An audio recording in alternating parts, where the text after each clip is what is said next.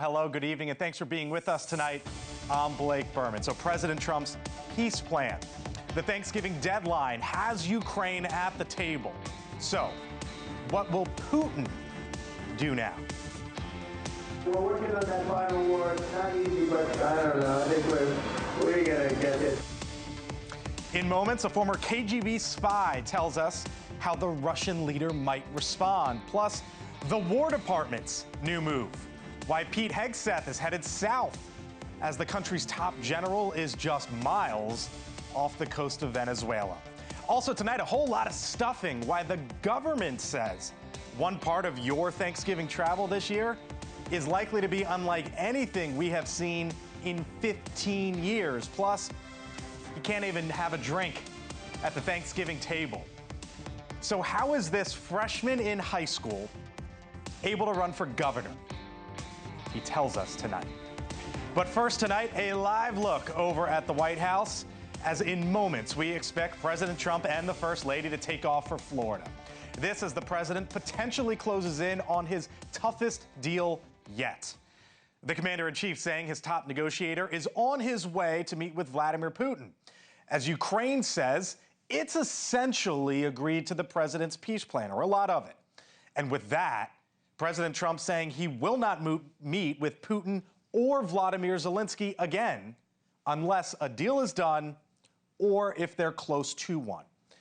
The movement coming just hours after the Kremlin launched a deadly barrage of strikes once again on residential buildings in Ukraine's capital city, killing at least 7. We begin tonight with our Kelly Meyer over at the White House as we await to see how the president might respond to this. Kelly, there was a whole lot of movement starting very early in the morning today on this one. Yeah, and the president talked about it earlier today, and now we're waiting to see if he comments as he leaves the White House, as you mentioned, for Mar-a-Lago for the Thanksgiving holiday. Press is gathered out there now. We'll let you know as soon as we know if he does stop to talk to the press and take questions. But I was told by my sources over the weekend to keep my phone close to me because this was going to be moving quickly, and it most certainly is. A U.S. official telling me today that Ukraine has agreed to President Trump's peace proposal with some details Zelensky hopes to work out with President Trump in person. President Trump, as you mentioned, Blake, says that will only come when there is a deal or they're close to it. Here's more from the president today. 25,000 soldiers, Ukraine, Russia. In the last month, 25,000 soldiers have died. So I think we're getting very close to a deal. We'll find out. So the president laying out the next phase, sending his special envoy, Steve Witkoff, to meet face-to-face with Vladimir Putin. The two familiar with each other by now. They've met a few times over the last several months. And at the same time, he's sending his Secretary of the Army, Dan Driscoll, who I'm told he handpicked to go reignite these talks last week. He's going to be heading to meet with the Ukrainians, and he's been helping Rubio and Witkoff in their efforts. This is someone that the president, I'm told, trusts, and we know is best friends with Vice President J.D. Vance. So I'm told the talks today went well between Driscoll and the Russians in Abu Dhabi, and that Ukraine has been kept in the loop throughout that. We also know the Coalition of the Willing met today, pushing to make sure Ukraine's security guarantees are, quote, rock solid as the final items in this deal get ironed out. Blake. And Kelly, you know, over at the White House, they view the goalposts moving not as a weakness, but as a strength with the president. They say it's part of his flexibility. Was it your sense that Thanksgiving Day was a hard deadline, or just to try to get the ball to move forward? Yeah, and I think, as you said, that we've seen this with the president a bit before. He does set these hard deadlines, especially centered around the Thanksgiving holiday, to try to make sure this could get done. But it does move a little bit. We've heard that from Rubio. We've heard that even from the White House press secretary saying, you know, if it's Thursday, if it's Friday, if it's next Monday, we want to get this done as soon as possible. And this really just reignited the talks. It's, you know, put some movement into the talks again. And they are moving quickly for what it's worth, especially with that post coming out from the president tonight saying that Witkoff is meeting face-to-face with Putin. At the same time, Driscoll going to meet with the Ukrainians. That's certainly a step in the right direction. We'll see if it gets done at the end of the day. Kelly Meyer, live at 1600 tonight. Kelly, thank you. With me now, Sean Spicer, NewsNation political contributor, former press secretary in the first Trump administration, host of the Sean Spicer Show podcast. Hello, sir. How are you? I'm doing well. Thanks for being Never a slow week, is it? I mean, Thanksgiving week, I know. normally the news is like ho-hum, but there's Right. a lot going on. We're going to go right up to the wire. So on that point, is that right up to the wire, or was this always just the play to, okay, let's put a deadline, let's try to move things, and the ball moves? Yeah, two things. One, I mean, this week, generally speaking, is a slow week in D.C. So, you know, I just get a kick when I say the deadline. I meant to the holiday itself. Okay. But to your question to Kelly Meyer there, I think, look, I had asked some folks, Mike Waltz and some other folks in the administration, they gave the same answer that Kelly did that Caroline Leavitt had given them, which is that, look, they wanted a date, but if it went to Friday or Saturday, it wasn't going to be the end of the world. The president wanted to put some pressure on all the players in this deal to get them to some kind of date soon, not have it hang over there for weeks on end. A lot of the experts who know that region inside and out, Sean, who've been on this show, have told me they don't feel this is close to the end. They think this is still sort of middle to beginning. So I hear you say Friday, Saturday, but is the reality here like this is still potentially months in the making? So, number one, I think we've got to dial it back a second and say, for all these people who said Donald Trump, this plan was DOA when it first came out, 28 points. Right. Again, every time I hear the experts say anything, I immediately stop listening. The bottom line is this president has shown over and over again, whether it's a piece of legislation on Capitol Hill or a deal like he did in Israel with Gaza, that don't ever count him out. So that's number one. Number two, though, I got to say, in this particular circumstance, I don't trust the Russians, ever. Right. And so I think this is as close to a possible deal as we're ever going to get. If anyone can get it to stick, it's him. But I just don't trust Putin. So it was 10 days, to your point, from the president putting out that 20-point peace plan between Israel and Hamas, and then standing in the Knesset there, the Israeli parliament, 10 days later. Is it your sense that sort of that's what this is all about, is sort of trying to get on that timeline? Well, I don't think it's 20 days or 21 or 22, but the idea was to force something, right? To get everybody to stop dilly-dallying around and having to figure out whether Europe needed to be involved or not. It doesn't matter. At the end of the day, it's the results that really matter in this. Does the killing stop? Does the destruction stop? Do we have a viable peace plan? And so the idea was, I think at some point, they saw the model of what worked in Israel and Gaza, which is to put the contours together, to force the individuals together, and get them to buy into the construct, and then sort of iteratively go forward. I think this is the same kind of deal, where you're basically getting the people to buy into some broad contours, and then forcing them down a sort of a tunnel to say, this is where peace ends. You say you don't trust the Russians. No. Putin's obviously at the top of Russia. Does the administration? Well, I mean, it goes hand in hand. Right, of course. Does the administration trust Putin, though? I don't. And that's the key question, right? Because, like, you could talk to Vladimir Zelensky and the Europeans and the Ukrainians all you want, but at the end of the day, you need the ex-KGB Correct. agent. And that's why what I'm saying is, look, I think he might for a week, a month.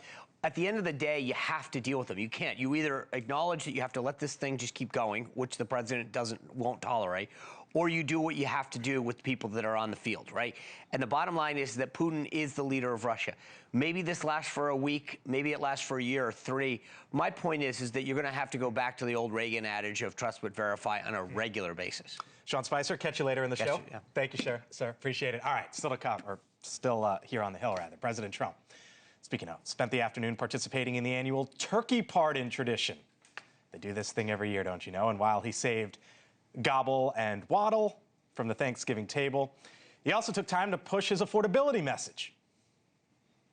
This Thanksgiving, we're also making incredible strides to make America affordable again. Walmart announced that the cost of their standard Thanksgiving meal is 25% lower than just 1 year ago. That's a big deal. However, consumer confidence has hit its lowest level since April, when the president first announced his tariffs. The report suggests Americans might not be feeling great about the economy. Retail sales rose just 0.2% in December, according to government data, showing maybe signs that Americans have pulled back on spending ahead of the big holidays. One business, though, that had its share of ups and downs this year: turkey farms. Look who's there in Phoenix, Maryland, just outside the Beltway. Our Hannah Brandt with what's going on the farm tonight. Hello, Hannah. Hey, Blake, we came here to Albright Farms to figure out what exactly is going on with turkey prices. Now, they're closing up here behind me, but they had a lot of customers today, and they told me they actually call it Turkey Tuesday because it's their busiest day for customers to come by and pick up the turkeys that they raise right down the road and then process and package at their farms. But it's been a really tough year for turkey farmers nationwide, and one of the reasons for that is the ongoing outbreak of bird flu. It's killed millions of turkeys in the U.S. in just the last few months. The owner of Albright Farms tells me they've been lucky enough not to be hit by bird flu here, but they did have to raise their turkey prices this year, and that's because of an increase in the cost of labor and materials to package the turkeys, things like cardboard and plastic. And while the wholesale price of turkeys is up nationwide, the average retail cost is down because a lot of retailers are eating extra costs and offering special deals on turkeys. And those lower turkey prices are a big reason why the American Farm Bureau Federation says the overall cost of the average Thanksgiving meal is down. Their survey found that average price to feed a family of 10, it's about $55. That's $3 cheaper than last year. But get this, today I talked to a lot of shoppers and they tell me they feel like putting together a Thanksgiving meal is actually more expensive this year. It has definitely gone up big time, I would say, this year. I would say it's probably more than double. Well, we're also cooking for 14 guests this year, so it's a little different. I mean, we spent a lot of money on wine this year. That was probably a little bit higher, but on average, yeah, I'd say about 30% higher is my guess. I think you're doing better at local places like this. Keeps going up. Yeah, how has it felt this year? I would say same as every year, but definitely more expensive. Now, maybe one of the factors in all of that variation is that obviously the price varies depending on what ingredients you're buying for your Thanksgiving meal and where in the country you're buying them. Blake? Our Hannah Brandt, Phoenix, Maryland tonight. Hannah, thank you. Still come tonight here on the Hill. Power trip. President Trump pushes AI data centers, but small communities. Have you seen what's gone on there? They are pushing back. Why this could be one of the biggest issues in 2026, plus clash in the Caribbean. The president sends his Secretary of War south as the U.S. takes steps toward possible action in Venezuela. Plus this. I was going to call him Chucky Nancy. But then I realized I wouldn't be pardoning them. I would never pardon those two people. The president taking some jabs there at Democrats today during today's turkey pardon. Is it an even fight between the Republicans and the Democrats? I'm Blake Burman. I thank you for being with us tonight. If you're about to travel, stay with us for a few more. I'll be back on the other side, 4 minutes out.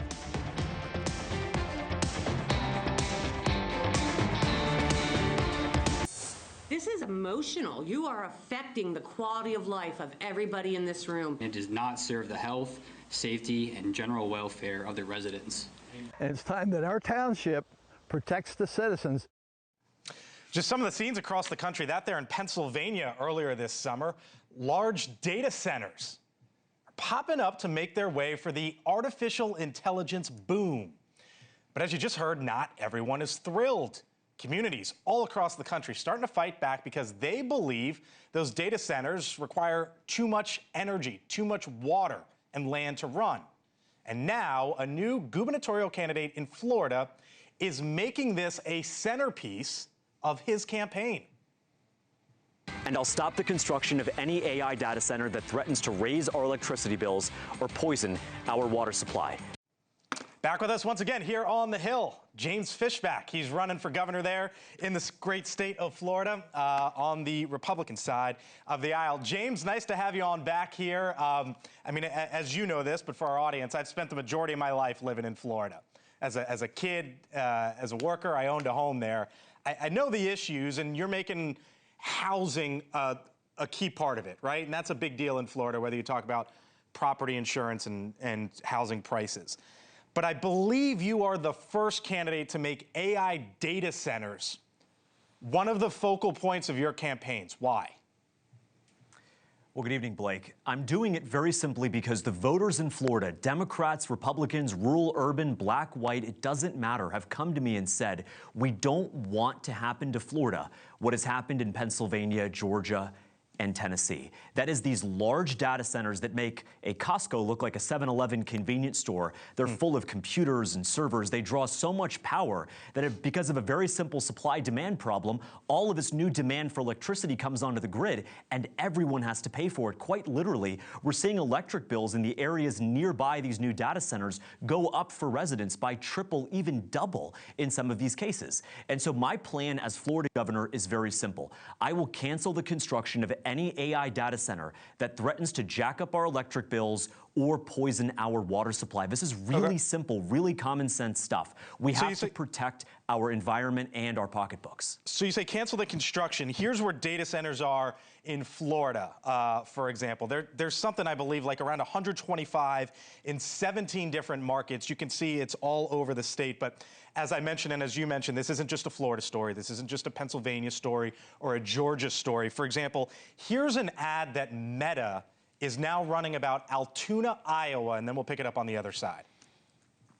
When work started to slow down, we searched for new opportunities. And we welcomed Meta, which opened a data center in our town.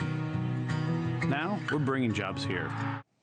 They say we're bringing jobs here. And I just heard you say cancel construction on some of these projects. What about the argument of if you build it, you got to hire people, and that's jobs?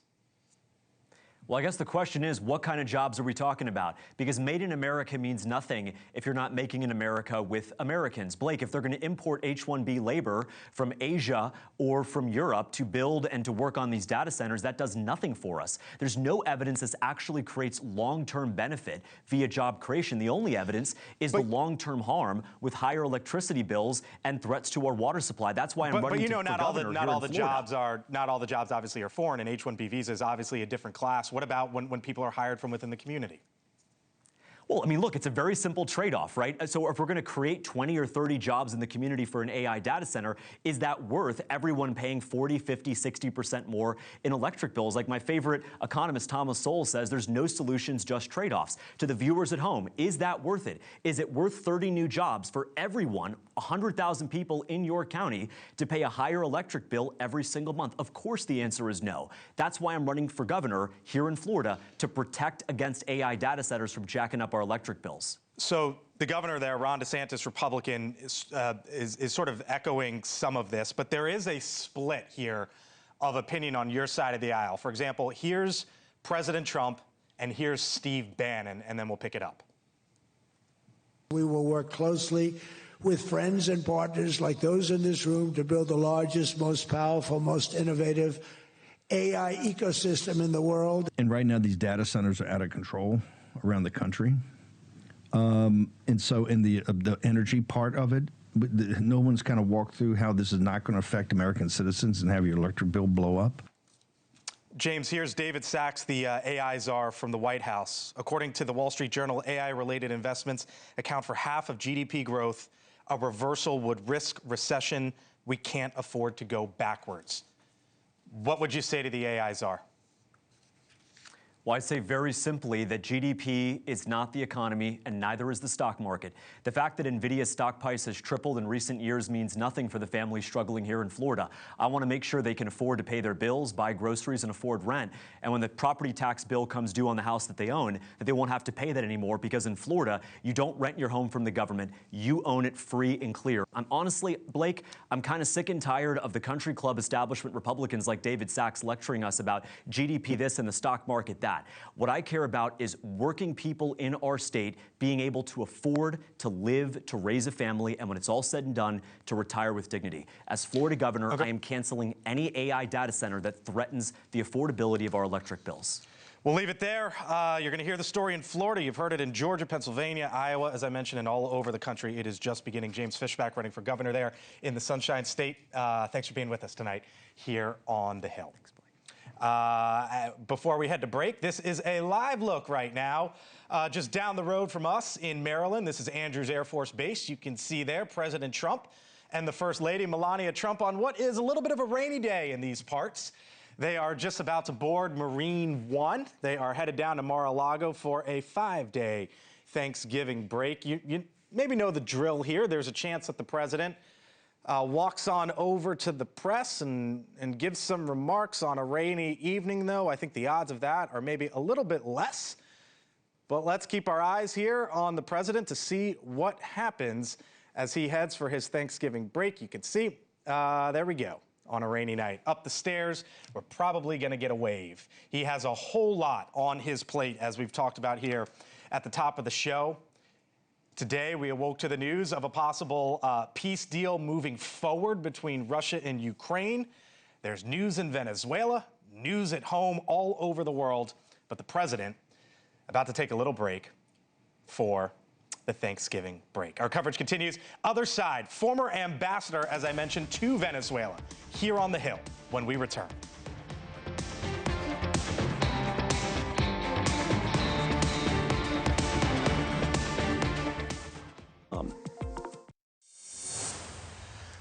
All right, so if you're headed for the airport, pack your patience, as today is expected to be the busiest day of flying for the Thanksgiving holiday. Some 52,000 flights departing around the country today, and that's just in the air as we take a live look at some of the airports all across the country tonight. This Thanksgiving is likely to be one of the busiest ever, according to AAA. 82 million people planning to travel in the coming days. That number has gone up basically every single year since the pandemic, as you can see. 73 million of you will also be hitting the road this week. Drivers can expect to pay about $3.06 a gallon for regular unleaded. That's the same. How about that? The same as a month ago, same as a year ago. Flatline. We'll take it, right? President Trump predicting today that it will get down to $2 a gallon soon. His thoughts. Our Nancy Liu has the latest on this busy travel season. Live from LAX. Oh, look, they got the Christmas tree up already, Nancy.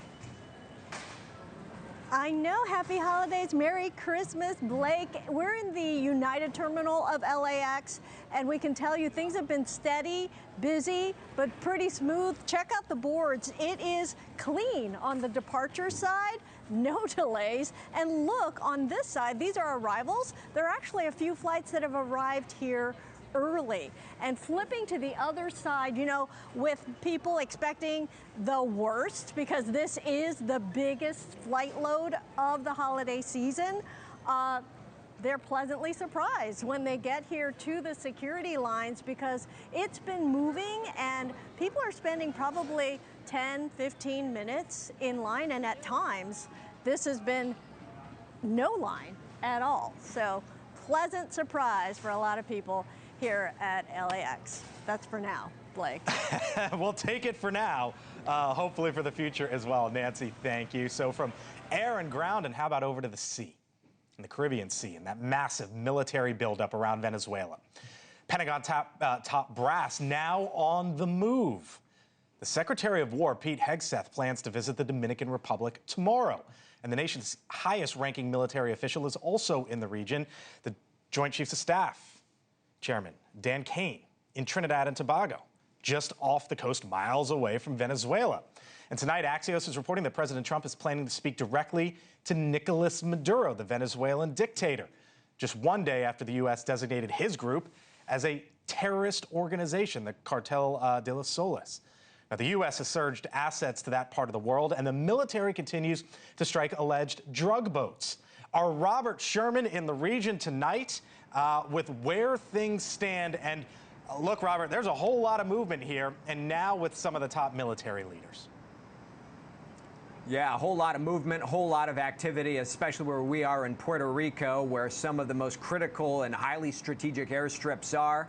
You can see F-35s and gunships moving, landing, taking off today as the U.S. surges resources to this region. You also have some of the most prominent members of the U.S. military here, including the chair of the Joint Chief of Staff, General Kane. Trinidad and Tobago, notably, that's been one of the staunchest supporters of the United States' operations here in the region, sitting just 7 miles off the coast of Venezuela at its nearest point. But none of this is fazing the Venezuelans, where you saw government-led demonstrations today as President Maduro vows to not back down and not yield in the face of this American pressure. Take a listen. Whatever they do, however they do it, wherever they do it, they will not be able to defeat Venezuela. We are invincible. Whatever they do, they have not been able to defeat our homeland, and they never will. The tough talk goes both ways as the U.S. has carried out all these strikes on alleged drug trafficking boats going through the Caribbean in recent days and recent weeks. The White House says that will continue. Blake? Robert Sherman, live tonight in Puerto Rico. Robert, thank you. Here now, the man who has been on the front lines of U.S. relations with Venezuela. Ambassador James Story served in both the Biden and first Trump administration's ambassador to Venezuela. James, always nice to see you. Thanks for being back with us tonight here on the Hill. I'm sure there's some strategic importance to Trinidad and Tobago. But I look at it, it's a population of 1.5 million. It's about 150th in the world. And it's about physically the size of Rhode Island. And the chairman of the Joint Chiefs of Staff is there today. What's he trying to accomplish, and what does Nicolas Maduro make of it, you think?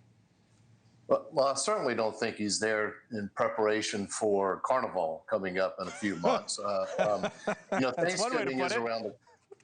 Thanksgiving is around the corner. When I served in Afghanistan, we made a very big effort to make certain that we were with troops on the front lines and as far out as possible to visit them during this period of time. So that's part of this, of course. You know, we've had these resources, and these forces in the region for a long time. I think it's important for leadership to do what we call battlefield circulation. They need to get out there and see people. But obviously, the question on everybody's mind right now is this a prelude to something bigger in Venezuela?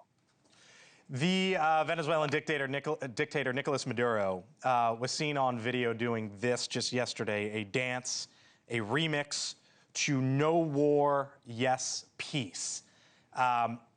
That right there on your screen is the man who's at the center of all of this, and there's reports that President Trump wants to talk to him. Should he? Would he get anything out of it? Well, listen, as a retired diplomat, I believe in discussions. I think you should always be speaking with people. I think it's important. But we have to keep in mind here that what Maduro has done, and done it repeatedly, is utilize negotiations, as he calls them, just as a way to stay in power. So if there's a conversation, I think it should be framed around, okay, how are you going to leave?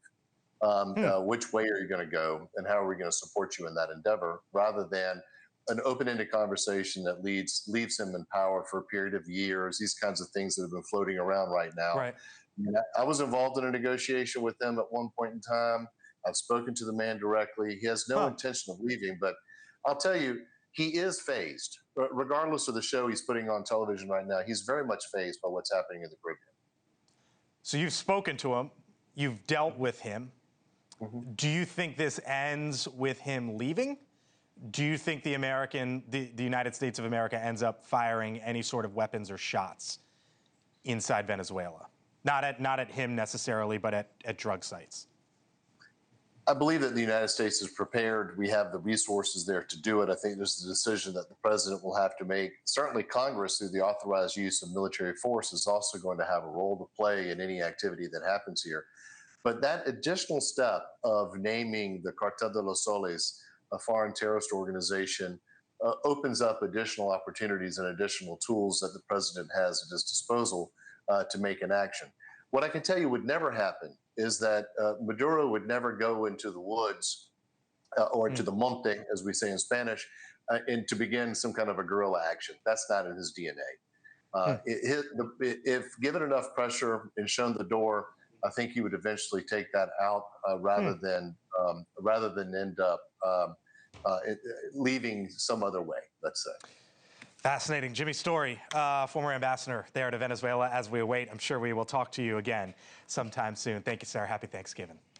Thank you. Happy Still Thanksgiving. to come, President Trump talks Turkey. He used an auto pen last year for the Turkey's pardon, and I have determined that last year's Turkey pardons are totally invalid. The president joking about the Turkey pardon today, but not everyone laughing as drama plays out between Democrats and Republicans. We explain next. Dan Cannon and Sean Spicer, Tia Mitchell, other side.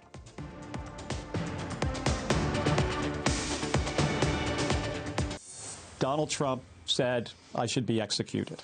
I should be hanged. I should be prosecuted. He even went on and said something about go get them. I guess sending a mob. I'm not going to be silenced. I'm not going to be intimidated. He is the Arizona Senator Mark Kelly, one of the 6 Democrats the FBI now investigating for a social media video calling on members of the military to defy illegal orders as they see it. And just a couple hours ago, the Secretary of War, Pete Hegseth, posting this letter to the Secretary of the Navy, reading in part that he is referring all matters related to the retired Navy Captain Mark Kelly to the Secretary for review and asks for an outcome no later than December 10th. Just a couple weeks away. Full panel here with me now. Tia Mitchell is the Washington bureau chief for the Atlanta Journal-Constitution. Sean Spicer back with me, NewsNation political contributor, host of the Sean Spicer Show podcast. And Dan Cannon, former Battleground States director for both the Biden and Harris campaigns. Hello to you all. Good to see nice you. to have you in. Good to Blake. see you. Both sides dug in here, Tia. Yeah. I don't think either of them are moving. Neither of them are moving, and neither of them, I think, look great in this moment. Like, I think the Democrats, when they posted that video, were perceived as poking the bear. It wasn't probably the best informed move. You know, I think there are even Democrats who will say that might not have been the smartest move. But the reaction from the Trump White House has been, you know, across the line. They did not say anything illegal or seditious, and the tone of the rhetoric now against those 6 Democrats is quite problematic. And so I don't think anyone looks good in this moment. I'll get to you in a second on that, Sean. But Dan, if you were to give them if truth serum and a mulligan, they'd probably tell you they'd take it back. Right? I guess the question now is what comes from here. Yeah, I'm not sure if they would or not, but I do think... Do you think they'd still want it out there? I don't know. But Okay. I do think, and I think I texted you this earlier today, Blake, that you look at the political data that's out there at the moment. The generic ballot move, the drastically negative approval of Trump on the economy, it's now 68% disapprove on inflation and on the economy overall, is not driven by this kind of back and forth. It's driven by the economic numbers. And Democrats won in New Jersey and Virginia and everywhere in early November on an economic message. That's where we should be hammering this administration, because there still is no answer on prices, no answer on health care, and that's where you have to hold them to account. I think you both might agree there, as I saw you nodding along. So then is this the fight that the president should pick? Well, there's 2 things. One, I agree with Dan, to be honest with you. I mean, right now, people first and foremost always care about their personal safety and their economic safety. At the end of the day, until those things are settled, you can't talk about anything else, right? So Dan's right. I mean, like, this is the fight that you really should be having is over affordability, over the cost, over things that are driving, you know, the bottom line for so many families right now. That being said, I also think Tia's got a point. I mean, this didn't make either side look great. I think that when you break down the video, there's so many pieces of this. Alyssa Slotkin has never served the country, so for her to be talking about UCMJ and what you should be doing in terms of chain of command and following it, there's a big difference. When you're in the military, you follow the chain of command under the Uniform Code of Military Justice. It is a separate system of law. For her to be giving guidance like that was irresponsible at best. Then there is a whole separate section here. When you're a retired officer, you still, if you're receiving benefits, have to follow certain things. Again, the bottom line is what Tia said. I'm not sure this is a great look for anybody, because there's too many little pieces, and sitting around fighting like 12-year-olds where you're like, you started it. Like, I feel like it's like there needs to be a mom that comes in and says, all right, guys, you all need to just stop. All right, well, speaking of real quick, speaking of looks, we'll pick it up here. Here was President Trump earlier today. A terrible situation caused by a man named Sleepy Joe Biden. He used an auto pen last year for the turkey's pardon. So I have the official duty to determine, and I have determined that last year's turkey pardons are totally invalid. I was going to call them Chuck and Nancy. But then I realized I wouldn't be pardoning them. I would never pardon those 2 people. I wouldn't pardon them. I wouldn't care what Melania told me.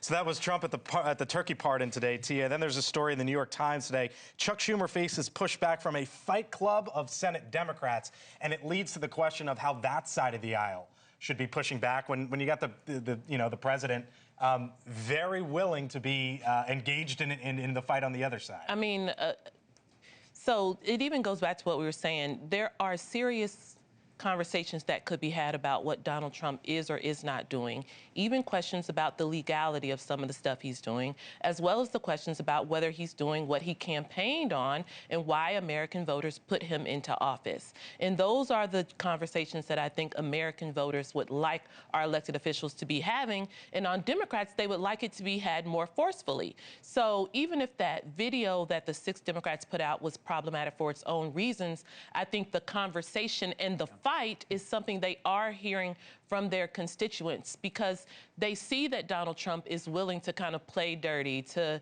you know, say things and be, you know, to go after people in very pointed terms. And I think there are Democrats who want to see this from their elected officials. But again, you have to do it in a way that's smart and deliberate and really drives the actual issues home that voters want you to be talking about. So is smart and deliberate, Dan, spending time on anything that is not prices? Like, I saw that video, and every time that you're talking about that, you essentially fall back into the, I mean, I remember the 2024 election. You remember better than anyone. You were running the campaign. The whole, like, fascism and this, it didn't sell. And it seems like Democrats are back in that spot with this. How do they fight back?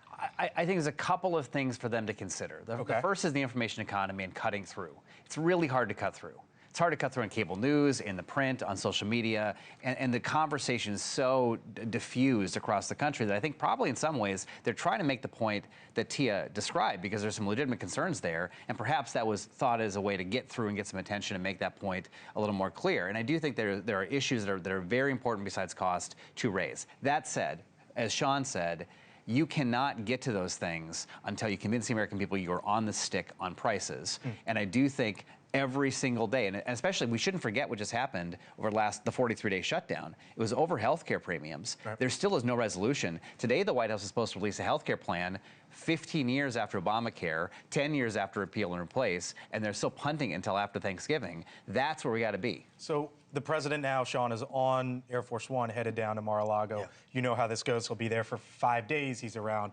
friends and supporters and all. And then he comes back 5 days down there at Mar-a-Lago.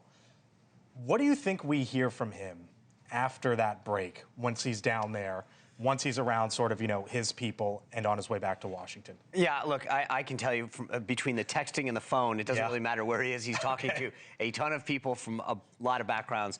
I think the issue of affordability and of healthcare is going to be front of mind to him, right? And just with all due respect, let's remember the Democrats sort of took over health care without any Republican votes. Then they subsidize a broken problem without any Republican votes, and then go, Republicans, you go fix it. Now, I will say, our party now, right, but let's just remember how we got here. And Democrats own this problem. Now we have to fix it. That's the one thing that we're in charge. We need to do this. The president outlined some contours of a plan, talking about health savings accounts, trying to drive down costs in some of the areas. I do think that's a starting point. And I think we've got to start getting conservatives. The one thing that I am embarrassed that we have had 10 years where we've said, let's repeal, and we're not ready to replace. Like, we need a plan, and we need to put it in place and get the American people on board. And I actually think it's an area where you might be able to pick off maybe not 50, but 10 or 15 Democrats to say, hey, you can be part of a solution, and this could be a big win for the president. All right, we'll see if they get there. Dan, Sean, Tia, happy Thanksgiving. Happy Thanksgiving. Happy Thanksgiving. Gobble, gobble. All right, still to come, other side of the break. Talk about extra credit. Up next, we are going to introduce you to him. You know who he is? He's 14 years old. And he's running for governor, literally running for governor. How's that possible? When we return.